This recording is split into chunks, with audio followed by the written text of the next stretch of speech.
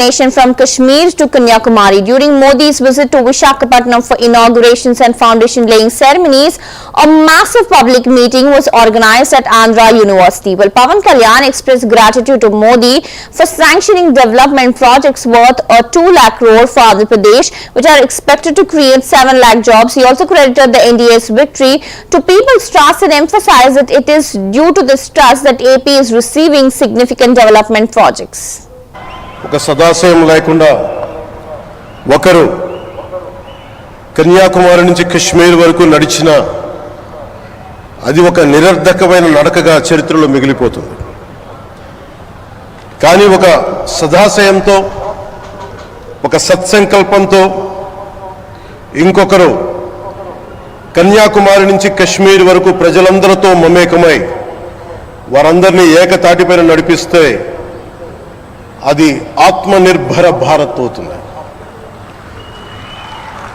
అదే కన్యాకుమారి నుంచి కశ్మీర్ వరకు ప్రజలకి వారి పరిసరాల శుభ్రత యొక్క బాధ్యతను తెలియజేస్తే అది స్వచ్ఛ భారత్ అవుతుంది. అదే కన్యాకుమారి నుంచి కశ్మీర్ వరకు ప్రజల గుండెల్లో దేశభక్తి ధైర్య సాహసాలతో నింపితే అది పటిష్టమైన బలిష్టమైన భారతం అవుతుంది. అది ఒక రోజున అఖండ భారతం అయి తీరుతుంది.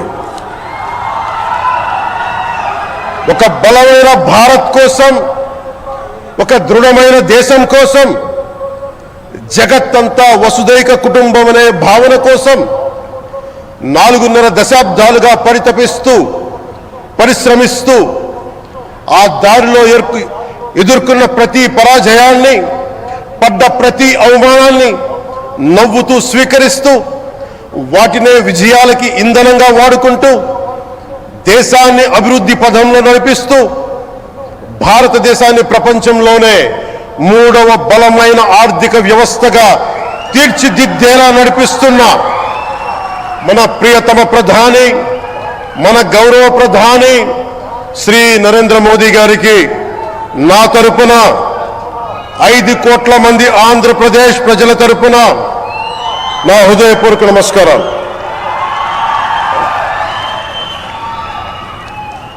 విద్యార్థి నాయకుడిగా రాజకీయాల్లో ప్రవేశించి రెవెన్యూ మంత్రిగా